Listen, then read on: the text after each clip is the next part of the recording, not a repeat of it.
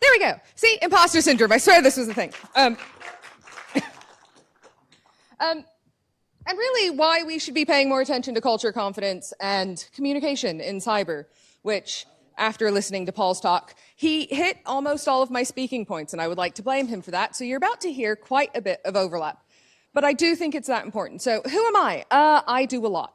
I am a Jill of all trades, mostly on the human side. I do everything from running a not-for-profit for women in tech to coaching and working with companies to do the culture and communication bit, to running a resilience service and product for small businesses. I don't sleep. So what is imposter syndrome? Now, in a second, I'll be able to explain why I think I'm teaching you all to suck eggs. And the answer is, what imposter syndrome is this feeling that no matter how much we do, no matter how much we accomplish, that I don't deserve it. I don't deserve being up on the stage. I don't know enough. I'm not enough. And it's this perpetual feeling that goes through with that. There's 5 types of imposter syndrome. I love when people start getting nitty gritty and making things up as they go. But they say you have the perfectionist. The perfectionist says, if something is not perfect, I have failed. And therefore, I'm an imposter because I might have gotten 99% of it. I might have gotten really good grades, but they weren't perfect. You have the expert. Well, I'm not the expert. Am I sitting in a room of experts? Absolutely. But am I the expert? No, I'm not technical. I don't have a technical background. So who am I, because I am not an expert, to be sitting here talking to you? The natural genius. I had to study. I had to study and I had to practice, and therefore, well, that person over there absolutely knew what they were doing off the bat. They know what they're doing. I don't. I had to practice. I struggled. I had to, go out, and I didn't get it the first time. So therefore, nope, I'm not the expert. I don't deserve to be here. The soloist. I didn't do it myself, therefore it doesn't count. That amazing project you delivered, well, actually, no, my boss ran the project. That vulnerability you found, well, I got help with it. I had to talk to the community. I did that vulnerability research, and that was cool, but actually my team helped with that. So who am I to talk about it? And finally, the super person, and my favorite. I can't do it all, therefore, nope, not good enough to talk to you. I'm not good enough technically, so obviously I have lots of skills, talking is one of them, but nope, I am not the super person. I cannot do it all, therefore, I don't deserve to talk to you. And those are the types of imposter. Can you have more than one of them? Absolutely. Do we face these a lot in cyber? Of course we do. All of that to wrap up of this is what we feel. And there's a really nice cycle of this. So if I have an imposter syndrome, I want to prove myself. So you speak up at the meeting and say, yes, I want to do that because I need to prove that I'm on this team for a reason. I then panic because, okay, I can do it, but should this project have really gone to someone else? Well, maybe. So, oh no, and then I stop because I now need to, my self-doubt's crept in. And that leads to analysis paralysis. Well, suddenly, because I now have to prove that I was good enough to take on this project in the first place, I need to come up with all 400,000 iterations of what could go wrong, what could go right. And I still haven't started the project. Then you come in with panic, and then you do it, and you feel awesome for about 5 seconds. And you're like, whew, look, I did do that thing. And then you come up with all the reasons why it wasn't good enough, or why you weren't competent enough, or I had to get help. So, well, yeah, I can't really celebrate that. So, guess I need to take on that next project to prove that I'm really good and I actually deserve to be here. And it's this really nasty cycle, similar to the burnout cycle. And a lot of this will lead to burnout. If you're constantly thinking of 100,000 ways to try and do something, your brain will get tired. Thinking actually takes up a whole lot of energy scientifically. It's great, but it will lead to this burnout. And the numbers don't lie. Well, these do, and I'm actually going to tell you why that is in a second. So depending on the study, because we like creating it, this is a newer term, by the way, 1970s, 1980s is when this first came about. Between 33 and 75% of people have imposter syndrome. So in theory, if I now ask the room, I would expect some random percentage of numbers, because that's a really big percentage difference, to say they have imposter syndrome. Thank you, Paul, for being the one up here before me to prove that it exists. 511%. I like when things go over 100%, is the increase in Google searches for imposter syndrome. So this is something that people are becoming more aware about. We're talking about it more. But I'm not sure how much good Google does with it. And 25% at the moment is the number, according to some survey, of the number of people in the UK who think that they lucked into their jobs. Is anybody in the audience going to admit that they lucked into their career? Because I talk to a lot. Oh, I love this crowd. And I talk to people every day, and this is it. Oh, I fell into cyber. Or, actually, I wasn't planning on it, but I do it now, I guess. Or, I don't quite know how I got into leadership. I guess I lucked into it. I looked up at that meeting at the wrong time and I became a leader. Just randomly, they suddenly decided to trust me with all of this responsibility, and I did absolutely nothing before that to prove that I deserved the role. I think we all from the outside in can go, that's probably not true. Why do I think some of these numbers are a lie? Probably because that's the poll that I put up at the beginning of the week, and that's not 75%. My network on LinkedIn is probably majority cyber and tech. You will notice it doesn't add up to 100%, and the rounding's really bothering me. So 99% of people. But out of that 99% of the people, 96% say that at some point that they've dealt with imposter syndrome. And more concerningly, 70% of those say that it's something that they are literally dealing with regularly. And I'm not saying doubt's kind of this natural thing.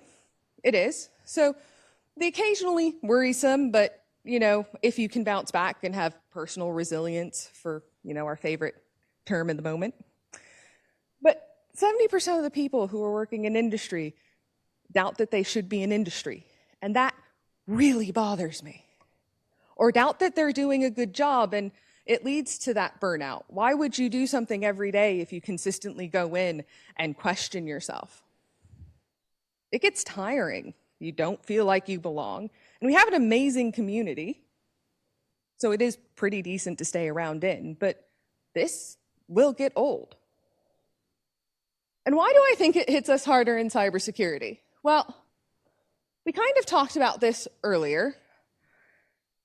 Cyber moves really, really fast. We're expected to know everything all of the time as one person. I was really lucky to do a podcast with someone this week, and I can't wait till it goes out. And she was like, yeah, I'm supposed to, as a threat analyst, supposed to know every single threat out there. Well, there's how many threat actors, and there's one person trying to keep up with them.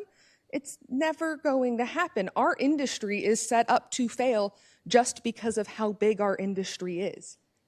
And it's not just the people who are working in industry. You'll see this in a second. Why do I actually think it's harder? Without the memes, although I do like a good meme. Constant evolution. We need to know so much. And yeah, we find niches, but you get comfortable and then AI pops up, and now suddenly you're dealing with mythos and all that rubbish, which by the time this goes out as a recording on the B-sides will be completely wrong, so I'm not going to say anything because that's how fast it's moving. We talked about egos and pride, and I love that, and the humility, but we are a prideful group in cyber. We want to be the best. We probably drive on that thrill of the, problem solving. We like the challenge. We then need to be that expert because we're trying to save that organization a lot of time, a lot of money, a lot of headache. And then we love gamification because I actually don't think I've seen a gamification talk, but almost every conference that I go to, there will be something about gamification. So you take people who already are at capacity, who want to be the best, who have this drive, and then make it a competition? What training platform doesn't have a leaderboard? Well, of course I want to be on the top of that. I do. It leads to a really bad mix, because then what if I'm not? What if I don't have time to sit on insert has hack something, the box, try hack me, whatever? What if I don't have the time to sit there and stay on the top of those leaderboards? Well, am I suddenly not good enough? Job roles and titles are ambiguous. I love the fact that Paul, I'm going to pick on you, I'm sorry, but in there talked about how many different roles a CISO could have and the different types of CISOs. That's not just the top.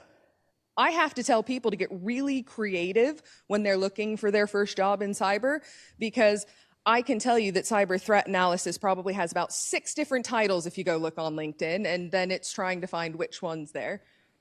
And they're really broad. So one cyber threat analyst, if we're just going to pick one specific title, if I look at company A and then go read a job description for company B, I guarantee there might be 2 things that match.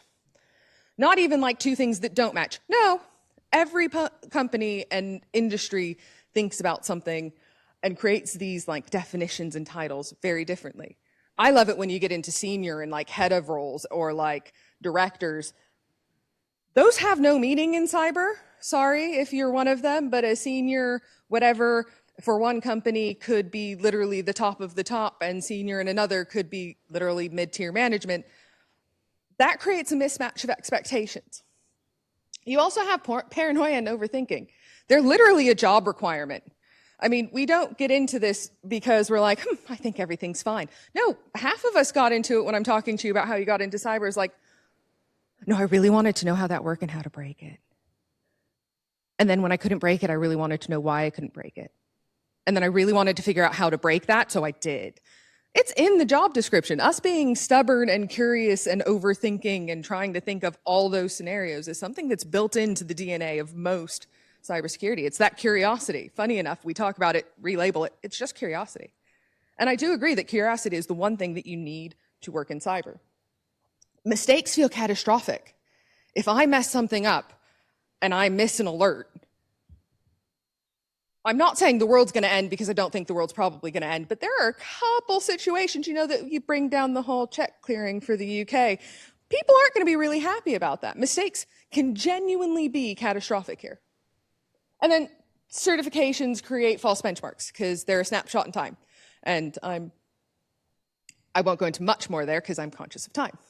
So why do I think this creates a cybersecurity gap? Because I told you I was going to make you care about the risk. So let's talk about my SOC analyst.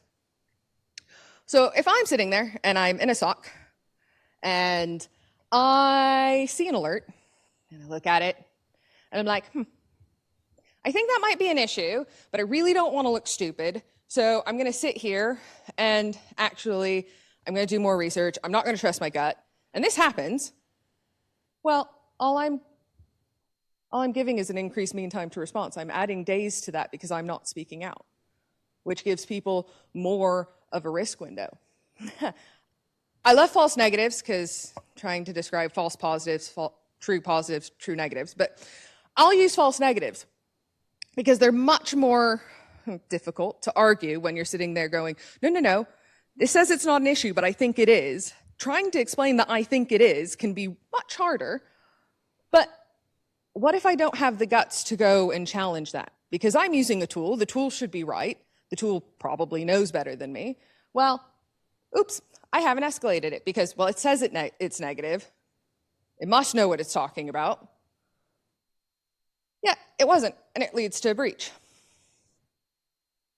Incident response, because I'm picking on everybody. I love this. What if I'm sitting in an incident response planning or war game and we're practicing, and my boss has come up with something in this plan, and I decide, oh, I think that's wrong. Sorry, sometimes leaders aren't right. I don't always know better than everybody. I just act like I do.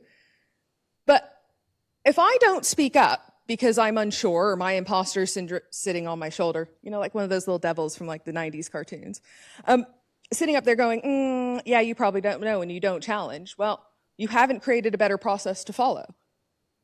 Or, hey, this is my first incident. I've done the war games, I understand this, but actually I'm really uncomfortable speaking up because that doesn't seem right, or I think we should be doing this. Well, all of a sudden I don't think I have that value to add because this is my first one. What could I know that someone, sorry, Harriet, to pick on you, you've been through Equifax. How could I possibly know something that Harriet doesn't? Well, I probably don't, but in this hypothetical situation, I keep my mouth shut. So we've missed information. We've created much more difficult communication.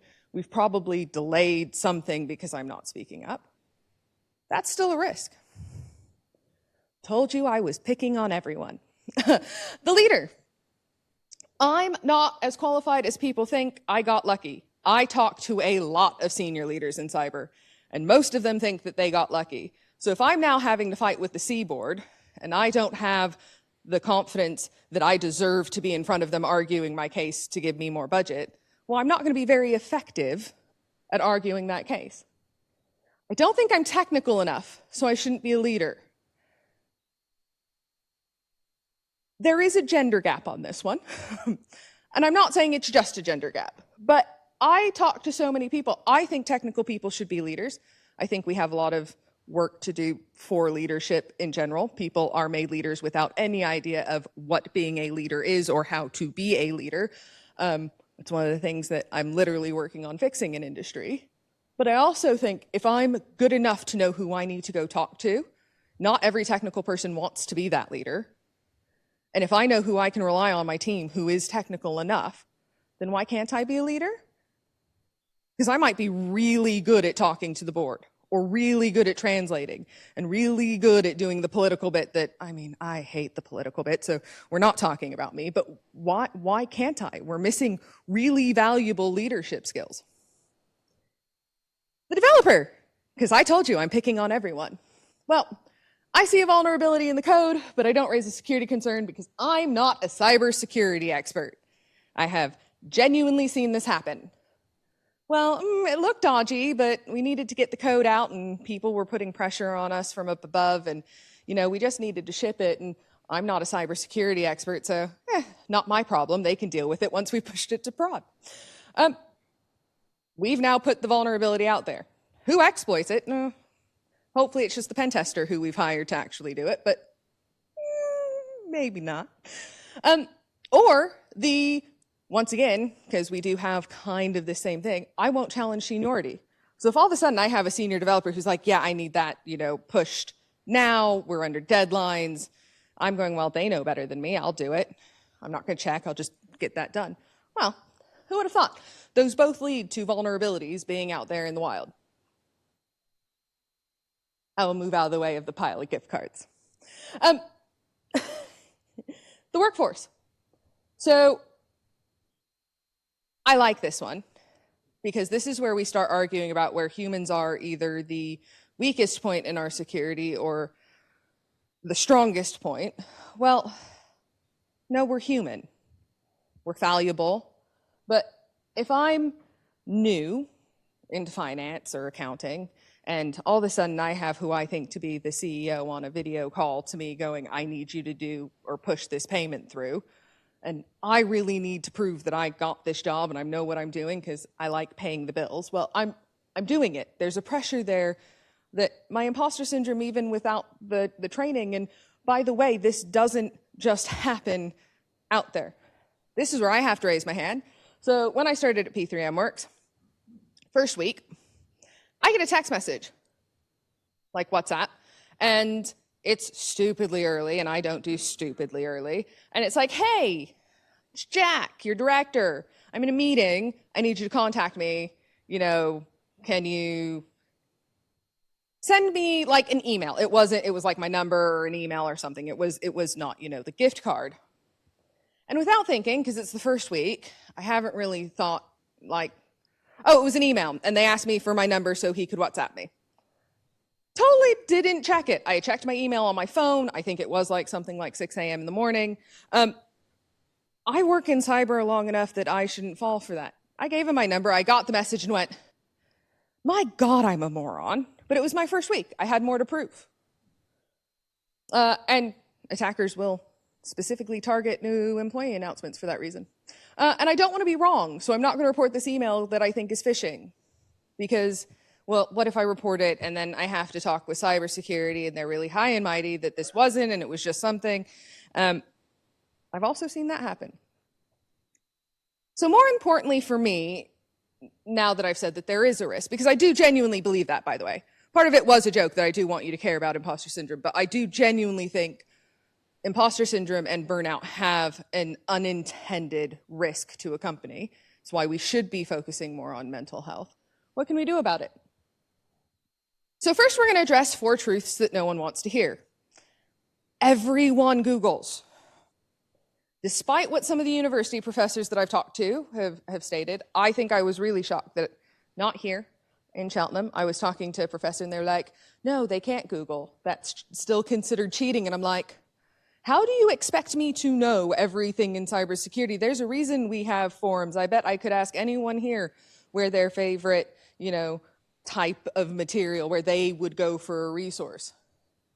I used to say Twitter, but no. But genuinely, we all Google. 2, there is no such thing as a dumb question.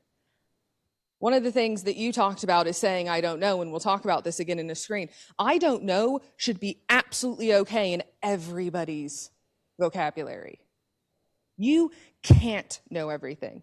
As much as I want to know everything and I act like I do and ask me, I will give you an opinion on almost everything.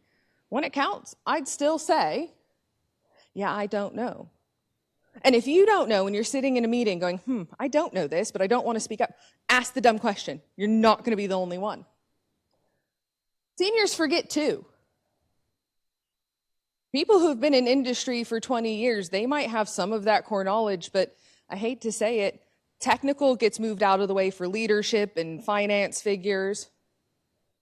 It's outdated. Leadership isn't infallible either. And finally, which is probably the most relevant one to me, is that the loudest person in the room is probably not the smartest person in the room. And we all know that I am currently the loudest person in the room. I don't need this microphone. But my overconfidence can outshine a lot of people. If I'm sitting in a meeting, I am very conscious, because we'll get to this in the practical tips of what we can do. I'm really conscious of how I make space for someone, because I can absolutely intimidate people into not speaking. So what do I think the corporation as a whole can do? And yes, we always talk about leadership starts at the top. Most of these can be done yourself. If you're a leader, do it. If you're not, I'm going to come track you down and give you a very strong talking to, and you'll have to listen to my opinions even longer. If you are just starting out your career, this is all still stuff you can do. You all have input into this. The first one is really personal for me. For the longest time, I don't know who I am without which. I do not know who I am outside of what I do in cybersecurity.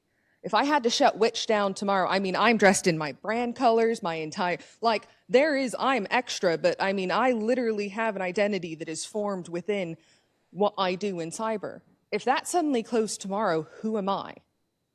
And that creates a crisis. That also leads to imposter syndrome because, well, then I have more pressure to know it all because I have to have this. Well, if I don't exist as a person or a personality anymore, well, of course that's going to be. So as Harriet did, you learn tennis. And you expand that. And I know I'm not the only one because I've seen LinkedIn posts where the people are like, I don't know who I am if I'm not a cyber professional. I am also a geek. I have lots of animals. I practically live in a small zoo. And I collect board games like they're Pokemon. Give space and, implement a no-blame culture. We talk about this a lot in cybersecurity. But I don't think we actually ever embrace it. Especially when it comes to ourselves. We will talk about, that person clicked on a phishing link. It's no blame, we're just gonna teach them more. Well, what happens when we're the ones blaming ourselves? That no blame culture needs to be passed on at a leadership level. Yes, root cause analysis is great, but I'm sorry, everybody stops at that human later. Well, this was caused because you clicked on that link. Well, no, why wasn't the process human proof? Can you completely human proof something? No, but But why didn't we do more? We stop at the human blame level way too much. And then, of course, why wouldn't we then do it to ourselves if we're doing it to everybody else? Give space and time for everyone to give feedback. If this is saying, hey, if you have a comment about this and you don't want to make it in front of everybody having the meeting, come talk to me after, or email me, because not everybody likes speaking out in meetings. And this can be done by an individual just going, hey, Harriet, I know you haven't speak. Did you have anything you wanted to add? Anybody can do that. Have internal mentorships and sponsorship programs, or look external if you don't, which has some. Build better playbooks. I shouldn't have to guess. My imposter should be able to be beaten with a baseball bat and that incident response plan. It is a great way to be able to go, nope, I know exactly what I'm doing because I have a playbook that says I know what I'm doing. Have learning and development that's not just technical. We should be doing much more in leadership training, communication training, speaker training. That should be something that is just as mandatory for everyone. Not because you should be out here speaking on stage, although I really, truly believe everybody should. You all have something that I want to hear you say, and I think everybody would echo that. But no, because if you can stand up here and give your opinion and talk about it, you can do it in any meeting room. It just takes practice. Make I don't know a valid answer. Please do this. My one challenge to everybody, and I'm about to get into the individual and then really speed through this. This week, if you don't know, say it. Please say it. And reward questions. Reward the curiosity. Don't just reward the people like me who think they know it all. So what can you do? Document your wins. Funny enough, I run 2 mentorship programs for which I do one for leading ladies, so senior women. I also do one that we consider tech trailblazers for women in their first year of industry. The first kind of class of the cohort, we do the same thing. We create goals, and then I challenge everybody for the next 6 months while we're meeting that you will document your wins. And I make sure they do, because the first question that I ask pretty much going forward in all the other 5 consecutive meetings is, so what was your biggest learn and what was your biggest win? And by the way, this isn't just good for your imposter, it's also really good for keeping your CV up to date. So when you do want to go find that job, it's one of those things that is absolutely essential and no one does it. And then by the time you get to the end of your year review and your boss is talking to you and you're like, what did you do? What did you accomplish this year? I don't know, I don't remember what I had for breakfast this morning. So if you document it, not only do you have an up-to-date CV, you can blow your boss away with your end of year review. Well, funny enough, you get to prove to yourself. So when your imposter pops up, you can go, actually, look what I've done. Look what I've done well. I don't need to listen to you. Mentor someone, whether that's reverse mentorship, but go out. If you can mentor someone, you are, and everybody here can. I don't care if you're in your first year, there is someone out there, like a student, that you can mentor. Everybody has something and knowledge already that they can pass on. And reverse mentorship is also a thing. So if you are just starting out, there are leaders who need to know what you're thinking, how you're doing it, and what they've missed for the last 20 years. Work on challenging limiting beliefs. So anytime you say, I don't know that, I'm not good enough, stop it.